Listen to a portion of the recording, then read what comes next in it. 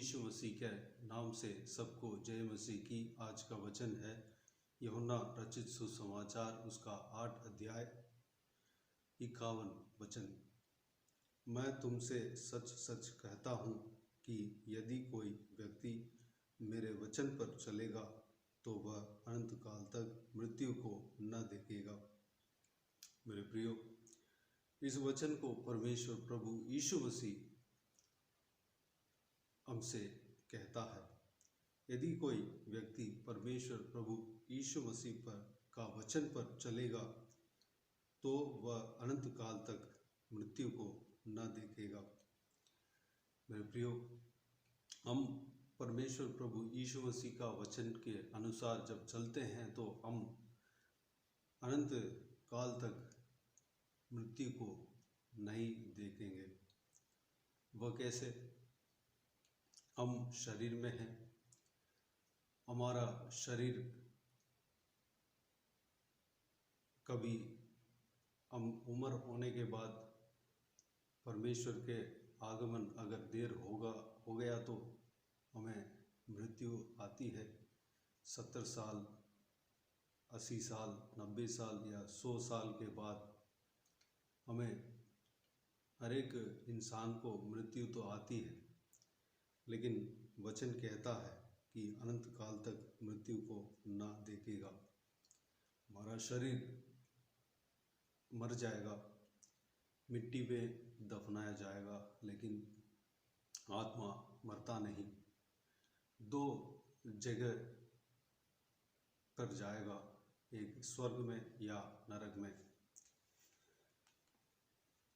वचन कहता है थिस्सलुनीका पहला पत्री उसका 4 अध्याय 16 वचन में, क्योंकि प्रभु आप ही स्वर्ग से उतरेगा, उस समय ललकार और प्रधान दूत का शब्द सुनाई देगा और परमेश्वर की तुरही फूंकी जाएगी और जो मसीह में मरे हैं वे पहले जी उठेंगे। जब परमेश्वर का आगमन होगा, परमेश्वर दोबारा जब आएंगे, प्रभु यीशु का आगमन निकट है। जब वो आएंगे तब मरे हुए शरीर सब जिंदा होंगे, दोबारा जी उठेंगे। चाहे वो कैसे भी मरा हो और कितना पुराने साल से उनका शरीर दफनाए गए हो, उनका हड्डियां गल गए हो, उनका मांस गल गए हो, जब परमेश्वर प्रभु यीशु का जब आगमन होगा, पुनरागमन होगा, तब जो कोई भी जन मसीह में मरे हैं, जो कोई भी जन मसीह का वचन के अनुसार चले हैं, वह दोबारा जी उठेंगे। पहले वह जी उठेंगे। वह जी उठने के बाद क्या करेंगे? प्रकाशित वाक्य उसका 7 अध्याय 9 से लेकर 17 वचन तक जब हम देखते हैं तो यहाँ पर लिखा हुआ है, स्वर्ग में वह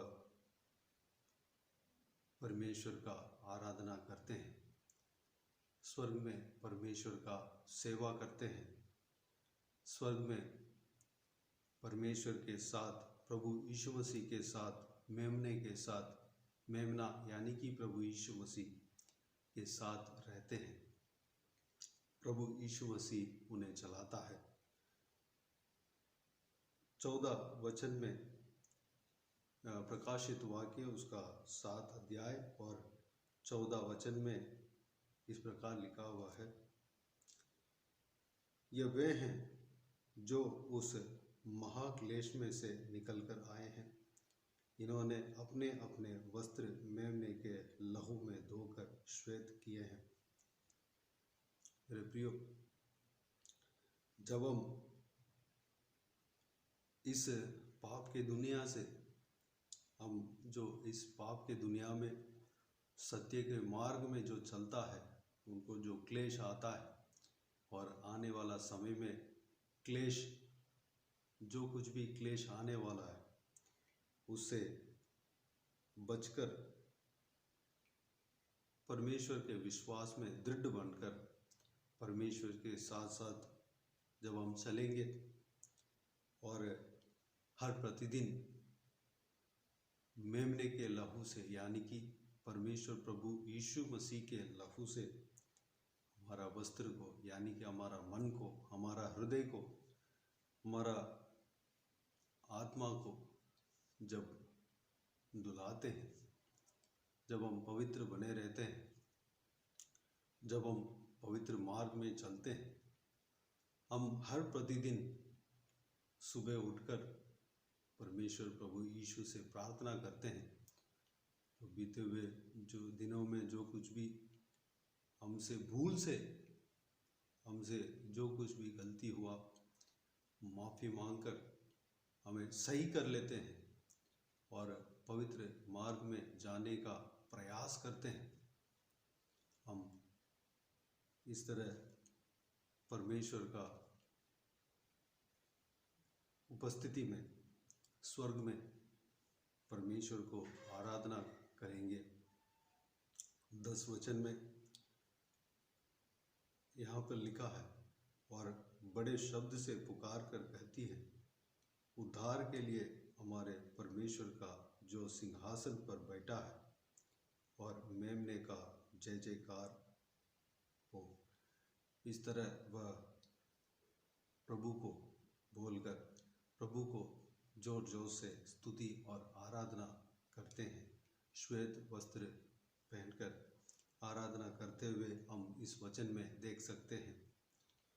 और हमारा राजा हमारा प्रभु यीशु मसीह होगा। हमें कोई चिंता न होगी, हमें कोई भूख या प्यास न लगेगी, हमें कोई धूप या तपन न पड़ेगी। हमें परमेश्वर प्रभु यीशु चलाएगा। मेमना जो सिंहासन के बीच में है उनकी रखवाली करेगा और उन्हें जीवन रूपी जल के सोतों के पास ले जाया करेगा और परमेश्वर उनकी आंखों से सब आंसू पोंछ डालेगा। जो कुछ भी आंसू परमेश्वर के मार्ग में चलने के वजह से हम बहाते हैं, जो कुछ भी तकलीफ हम भुगतते हैं, वह सारा आंसू वहाँ पर पहुँचा जाएगा। हमें आनंद से परमेश्वर भर देंगे, हमें आनंद होगा। तो मेरे प्रियो, उस आनंद में प्रवेश होने के लिए हम तैयार रहें। हम जिस तरह वचन कहता है,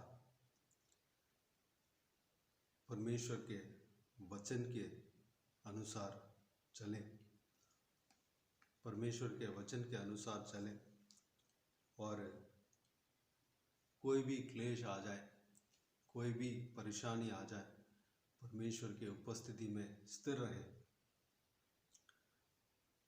अगर हम आंसू भी बहाना पड़े, परमेश्वर हमें संभालेगा। हमारे वस्त्र को परमेश्वर प्रभु यीशु का लहू से हर प्रतिदिन धुलवाएं।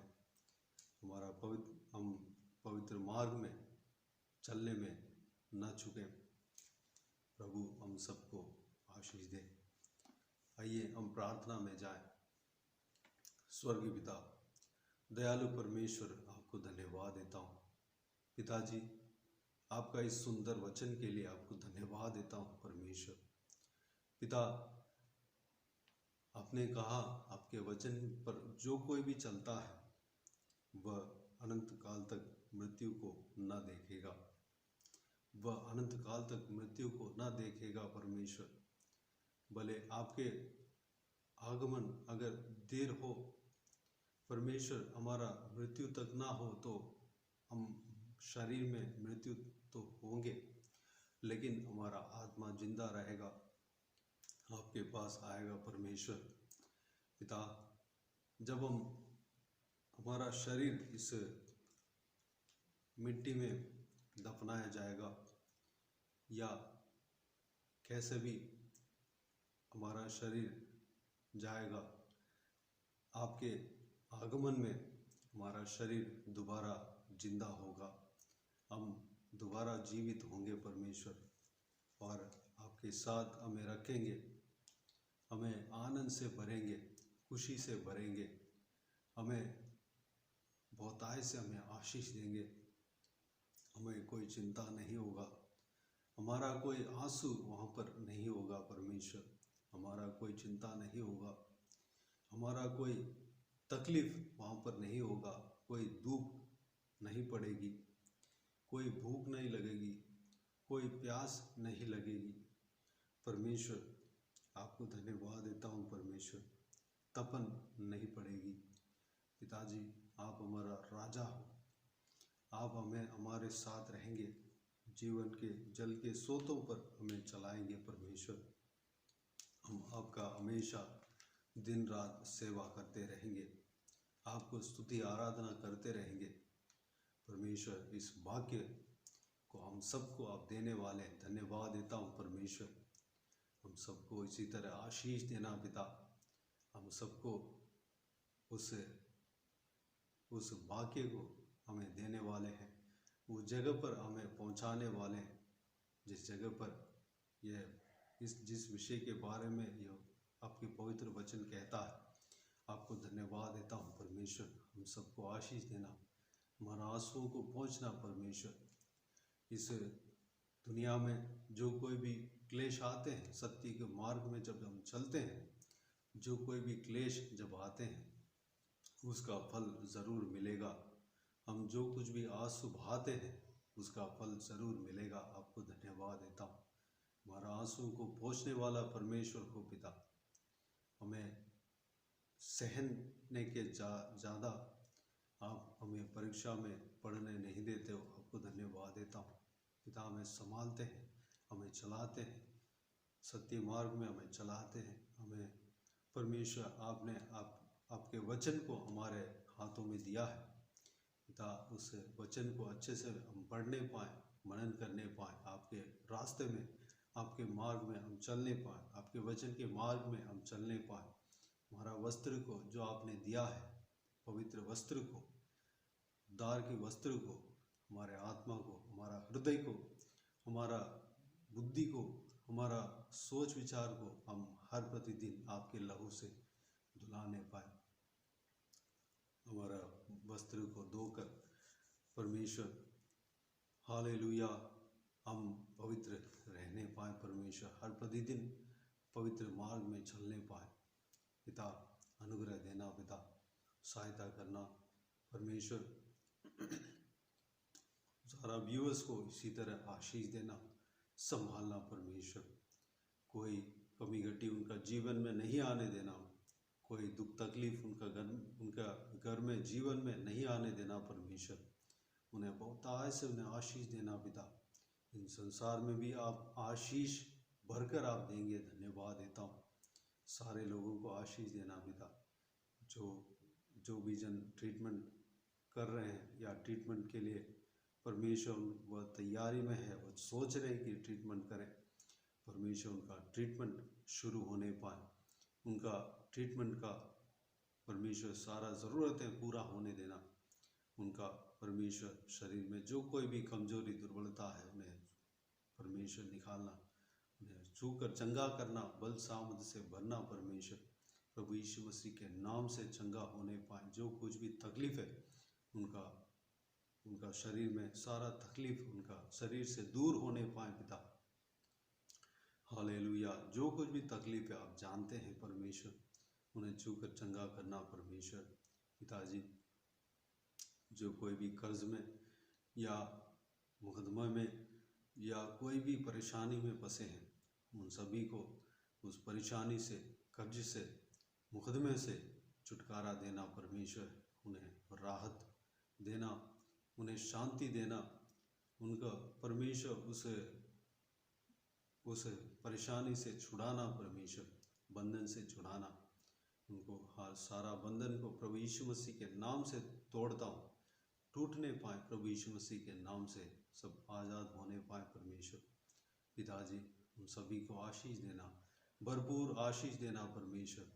उनका परिवार में हर एक जन को आपके हाथों में सौंपता हूँ, सभी को आशीष देना पिता, सभी को आत्मिक उन्नति देना, इस वचन के अनुसार चलने के लिए, आपके इस बहुमूल्य वचन के अनुसार चलने के लिए अनुग्रह देना पिता। बच्चों को आपके हाथों में सौंपता हूँ और जवान बच्चों को आपके हाथों में सौंपता हूँ, सभी को आशीष देना, उनके जीवन में कार्य करना, उनको कोई कमी गड्ढी होने नहीं देना, भविष्य को आशीष देना, आपके वचन के राह पर चलने वाला बनने पाए, उनका सारा ज़रूरतों को पूरा करना पिता।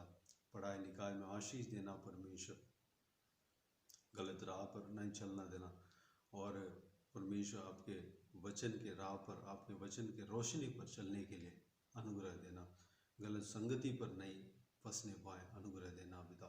बुजुर्ग व्यक्तियों को आपके हाथों में समर्पित करता हूँ, उनके संग रहना, उनका आपकी तरह नया पंख लेकर आपके लिए उड़ने पाए परमेश्वर, आपके सेवा के लिए तैयार होने पाए, इस्तेमाल होने पाए, उनका शरीर में दुर्बलता कमजोरी को निकालना, बल सामर्थ्य से बनना, घुटनों में ताकत देना परमेश्वर, हड्डियों में ताकत देना, उनके संग रहना, उनको परमेश्वर आप उनका सहारा बनकर रहना, उन्हें चलाना परमेश्वर, उनका मन की इच्छाओं को परमेश्वर आपकी इच्छा के अनुसार पूरा करना पिताजी।